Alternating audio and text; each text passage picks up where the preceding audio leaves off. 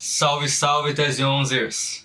Voltei aqui para falar de um tema que eu sei que vocês gostam: cinema e política. Vamos falar sobre RRR, Revolta, Rebelião, Revolução. É um filme que foi produzido no sul da Índia, não é Bollywood, e foi lançado em 2022 e tem dado muito o que falar. Com muito sucesso na Ásia, muito público no Ocidente também, ele ficou no top 10 global da Netflix por mais de 2 meses. Então, inclusive, tá muito fácil de assistir RRR por serviço de streaming. Se você tem dúvidas sobre assistir um filme de 3 horas, só para você ter uma ideia, o diretor desse filme, o Rajamouli, se inspirou em Bastardos Inglórios e Diário de Motocicleta para fazer RRR. Ou seja, tem inspirações no antifascismo e em revolução. Para trazer as minhas próprias referências de filmes fodas, se você é do tipo de pessoa que gostou de Parasita, de Uma História de Amor e Fúria, de Bacurau, então não perca tempo e assista RRR.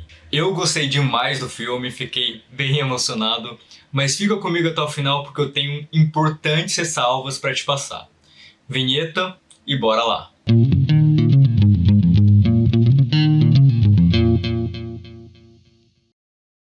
Esse filme acontece com todo o contexto da ocupação colonial britânica na Índia por volta dos anos 1920. É um filme de ficção, mas se inspira em lideranças revolucionárias que existiram. Logo, as cenas introdutórias do filme são muito eficientes em demarcar 3 forças fundamentais na trama. Em primeiro lugar, a coroa britânica e toda a sua hierarquia de comando, que é autoritária e racista até o talo. É cheio de projetinhos de Hitler. Em segundo lugar, temos um personagem indiano que é o melhor policial a serviço da coroa. Melhor no sentido de ser extremamente violento, intenso e eficaz como agente de repressão. Ele é praticamente uma arma implacável dos colonialistas. Então ele está lá, basicamente, a serviço de reprimir os rebeldes indianos. Em terceiro lugar, a gente tem o guardião de uma tribo. E esse guardião está inserido numa rede revolucionária e ele está perseguindo uma missão justa, de resgate de uma criança que foi raptada pela coroa. E aí nesse filme a gente tem uma releitura ficcional da história, cheio de elementos de fantasia, de mitologia, de ação insana e de luta revolucionária, anticolonial e antirracista. Para mim, o maior diferencial desse filme é o seu potencial de politizar o grande público sobre os massacres e os genocídios que os ingleses de fato promoveram contra os povos nessa região da Índia. Literalmente, a primeira cena do filme mostra os dignatários da coroa, o regente, a sua esposa, raptando uma criança simplesmente porque apreciaram o canto dela. Quando a mãe dessa criança implora para não levarem, um soldado aponta uma arma para a cabeça dela. Nesse momento, o manda-chuva do Império, o governador Scott, faz um discurso que sintetiza a visão dele sobre o colonizado. Ele fala para o soldado que a munição que ele carrega passou por um longo processo de produção industrial e transporte naval, trazendo custos para a coroa. Ou seja, para a principal potência colonial, o colonizado é lixo. A vida deles não vale nem o preço de uma bala, produzida por um império que explora quase o mundo inteiro. Então o soldado é incentivado a atacar a mãe da criança com um pedaço de uma árvore que estava ali na estrada. Tudo isso para economizar o preço de uma bala. Toma aí esse simbolismo de austeridade colonial, simbolizando bem a junção de liberalismo com necropolítica. E aí a gente respira para dar uma digerida sobre isso. E aí me fala você, quantas vezes você já viu um filme em que os vilões são os colonizadores britânicos? Veja, a cultura eurocêntrica é uma cultura que outrifica. Ela vive de estereotipar outros povos como menos humanos e inferiores. RRR faz uma inversão rara de mostrar os colonizadores de forma estereotipada como sádicos unidimensionais. E eu acho que nem dá pra falar que é um exagero, porque infelizmente esse retrato não está muito distante do racismo explícito que marca todo esse período histórico. O filme consegue representar o que é um império que tem domínio não só em uma região, mas em todos os continentes. Vale mencionar aqui a Conferência de Berlim de 1885, em que as potências coloniais europeias decidiram entre si as fronteiras dos países africanos, pensando simplesmente nos seus próprios interesses, tendo no extrativismo e no genocídio o seu modus operandi. E o Império Britânico foi, pelo menos até o fim da Segunda Guerra Mundial, o maior império e o que mais destruiu sociedades por meio da sua colonização. Ou seja, tê-los como vilões é unir ficção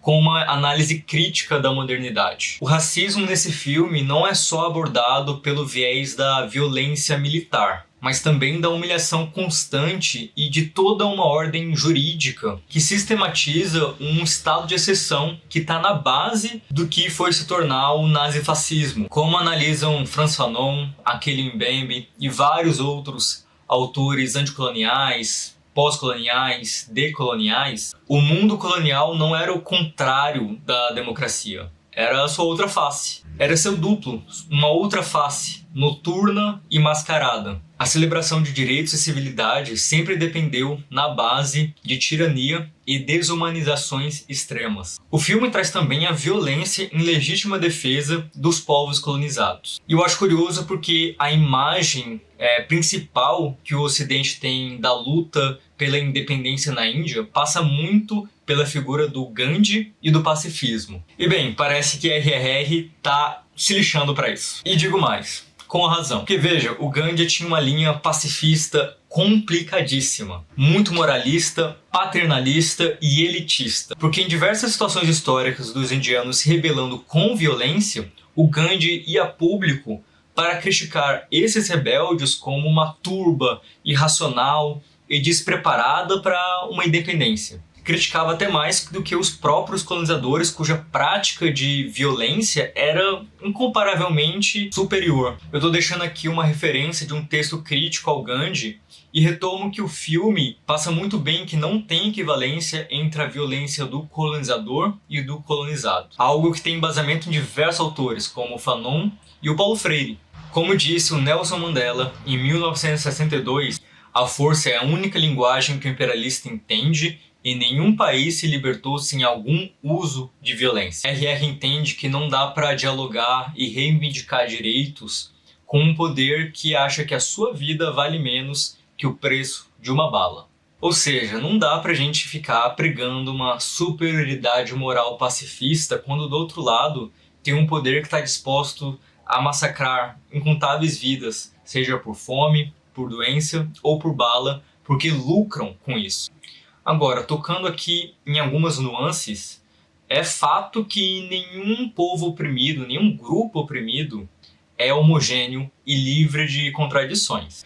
Ainda mais num lugar como a Índia, que foi construída através de tribos, reinos e um processo colonial tão tenso que levou a uma repartição recente em 1947 entre a Índia e o Paquistão. Então, assim, é claro que em sociedades colonizadas existem opressões internas. Mas chegando nesse ponto da discussão, eu acho que isso não legitima de nenhuma maneira ou minimiza a gravidade da violência colonial. Porque os colonialistas adoram falar disso para tentar justificar uma missão civilizatória e um fardo do homem branco, de exportar e impor militarmente seu modelo político, econômico e cultural. Dito isso, hora de falar das ressalvas e das polêmicas. Em RRR, uma das críticas que esse filme recebeu tem a ver com representações em relação ao sistema de castas e uma proximidade com o nacionalismo hindu. Inclusive, já vi gente querendo definir RRR como um filme fascista,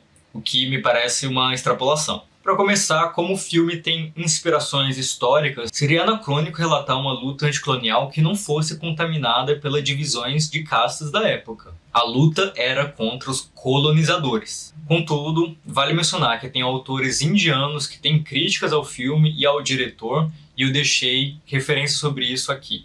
O básico é que o personagem do Rádio é de uma casta superior ao do personagem do Bim, e há críticas pesadas em torno dessas representações. Quer dizer, de uma representação que seria estereotipada e paternalista, e que reforça essa diferença de casta entre os personagens. O Rádio como mais racional, mais planejador, mais líder, e o Bim como mais emocional, mais simplório, mais selvagem. E eu acho que isso é uma crítica que a gente tem que considerar, sim. Sobre o fascismo, o fato é que esse filme surge num contexto nacional de muita força da extrema-direita.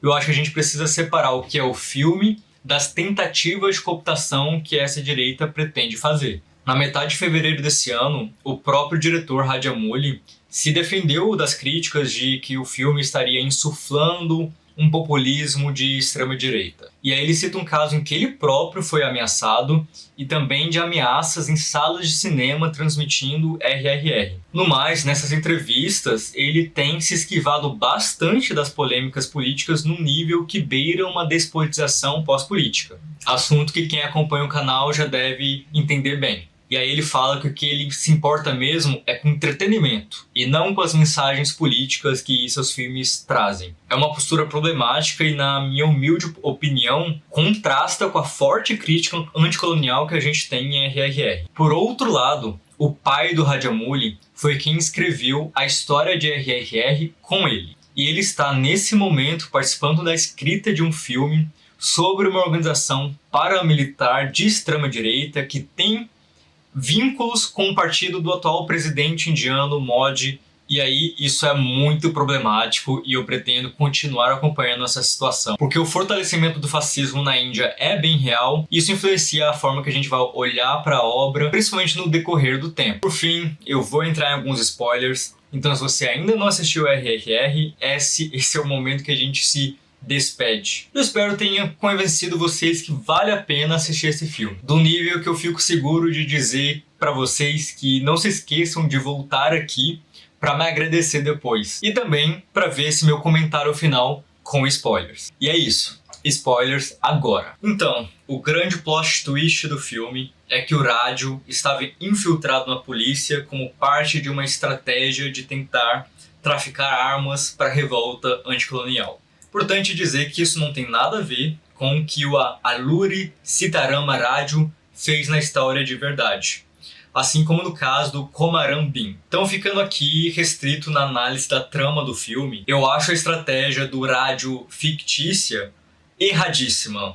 Erradíssima com 3 R's, sabe? Eu até aceito que à primeira vista possa fazer sentido. Se o objetivo é ter armas e o exército colonial tem armas, então numa posição de comando hierárquico daria para conseguir armas para os rebeldes por dentro da polícia. Ok, mas toda tática tem que ser refletida a partir dos seus custos e riscos. Ou seja, para ele se tornar um oficial especial com essa capacidade de gerenciar as cargas bélicas, o Raju precisa se destacar na defesa do Império Colonial. E para isso ele espanca rebeldes, ele tortura e ele provavelmente mata também. E tem aí não só um problema ético de usar da violência contra quem deveria ser seus camaradas na luta, como eu também acho que isso não tem sustentação lógica, nem política, nem militar. Porque veja, nesse processo de se destacar, ele está na prática fortalecendo o seu inimigo, o poder colonial, e enfraquecendo seus aliados, o poder anticolonial. Na minha análise, o objetivo das armas virou um fetiche. O que era para ser uma tática virou a estratégia. O que era para ser o meio virou um fim em si mesmo. E ele acabou perdendo a noção da estratégia anticolonial. E demorou muito para ele perceber que esse não era o caminho. O caminho, na verdade, era o da guerrilha, que é o caminho do Bhim.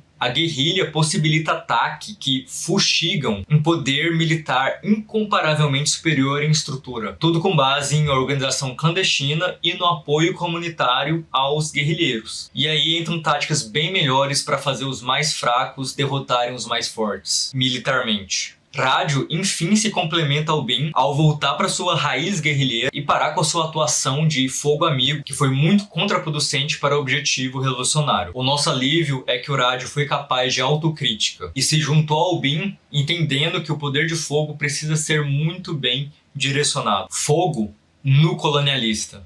E essa é a minha deixa. Comente, compartilhe, se inscreva e que essa explosão de vulcão com tsunami nos sirva de inspiração e reflexão. Fui!